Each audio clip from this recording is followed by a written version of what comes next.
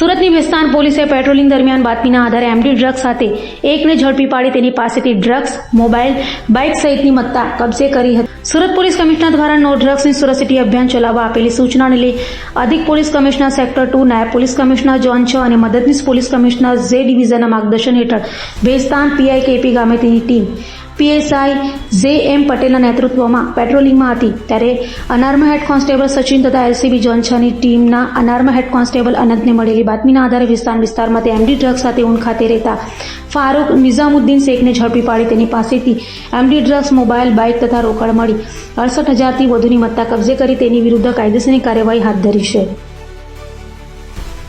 માનનીય ગૃહમંત્રી શ્રી હર્ષ સંઘવી સાહેબના ડ્રગ્સ તથા ડ્રગ્સ માફિયા વિરુદ્ધના કડકમાં કડક કાર્યવાહી કરવાના એલાન તેમજ મહેરબાન પોલીસ કમિશનર શ્રી અનુપમસિંહ ગેહલોત સાહેબની ડ્રગ્સ વિરોધી ઝુંબેશના ભાગરૂપે આજ રોજ સુરત શહેર પોલીસમાં આવેલ ઝોન 6 જે ડિવિઝનના ભેસ્તાન પોલીસ સ્ટેશનમાં 26/9/2025ના રોજ એક એનડીપીએસ એક્ટ 1895ની કલમ 8C, 22B તથા 29 મુજબનો ગુનો દાખલ કરવામાં આવેલ છે.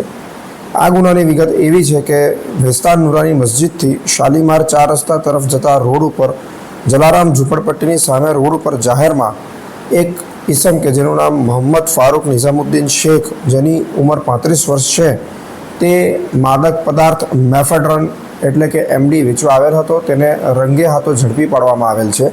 તેની પાસે 2.43 ગ્રામ એમડી મેફેડ્રન પકડી પાડવામાં આવેલ છે અને તેના વધુ તપાસ કરતા તેના સાથીદારો યોગી તથા અજય ચીરાને વોન્ટેડ જાહેર કરી અને પકડવાની તજવીજ હાલ ચાલુ છે.